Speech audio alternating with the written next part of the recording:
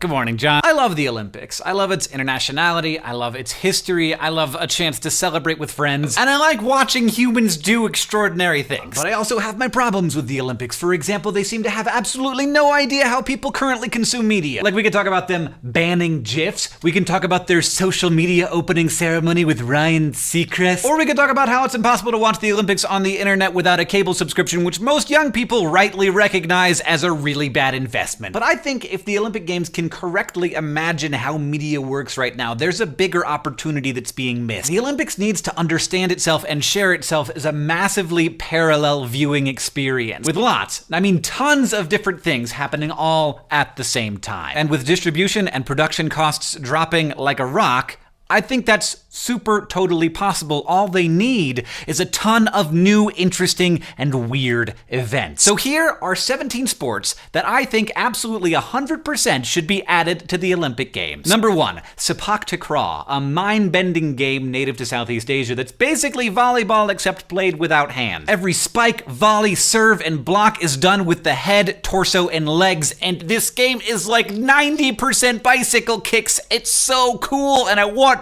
it to be celebrated. Number 2, tug of war. Now, I know this might seem a little bit silly, but in fact, it used to be an Olympic sport a mere 100 years ago. It's a fun team sport with simple as dirt rules that I frankly would love watching every 4 years. Number 3, wushu. You can think of this as like gymnastics, but also fighting. Wushu is complex and beautiful and difficult to understand fully, but very easy to enjoy with both combat versions and an exhibition version. Number 4, cricket. I don't know anything about cricket except that it's the second most popular game in the entire world and it's not in the Olympics, and that's dumb. Number 5, super dope secret handshakes. Number 6, I don't really think that BattleBots is exactly the thing that I want to see, but the ability to build and operate robots that destroy other robots, it's something that I would like to see people able to get a gold medal in.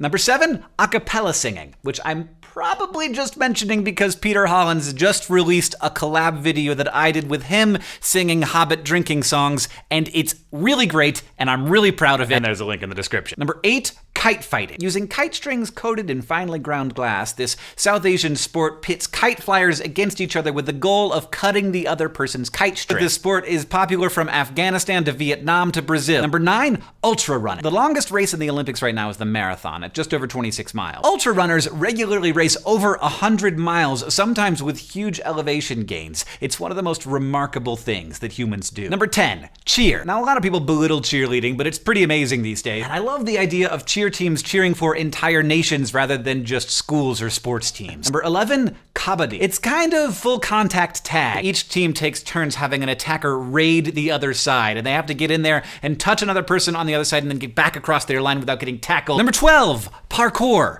Obviously. Number 13, darts, because it's actually really amazing and it takes no new infrastructure. Number 14, Hedis. It's like table tennis, but with soccer balls in your head. It's so great. Number 15, League of Legends, because if the Olympics doesn't get into esports right now, they're gonna lose an entire generation. And finally, number 16, mounted archery, because if you've got this and you've got this, then you might as well have this.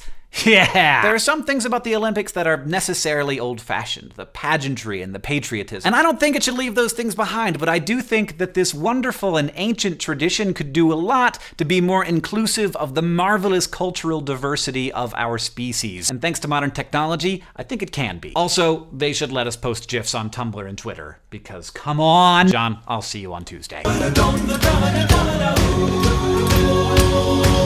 what Bilbo Baggins tastes!